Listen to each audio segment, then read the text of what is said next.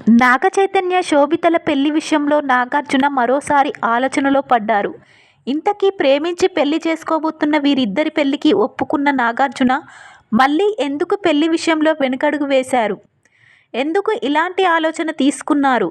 నాగ చైతన్య సమంత ప్రేమించి పెళ్లి చేసుకున్నప్పటికీ వారి జాతకంలో ఎక్కువ రోజులు కలిసి ఉండేలా రాత రాసిలేదు కావచ్చు. అందుకే ఈ జంట మధ్యలోనే విడిపోయింది.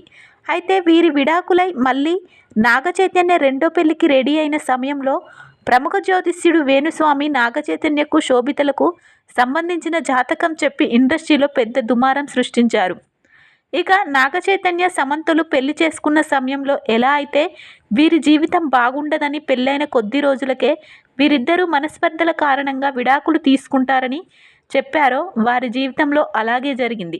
దాంతో నాగ చైతన్య శోభితల జీవితంలో కూడా ఒక లేడీ కారణంగా ఇద్దరి మధ్య గొడవలు వచ్చి విడాకులు తీసుకుంటారని, ముఖ్యంగా సమంతతో నాగ చైతన్యకు ఉన్నంత బంధం కూడా చైతన్యకు శోభితకు లేదని జాతకాలు చెప్పాడు.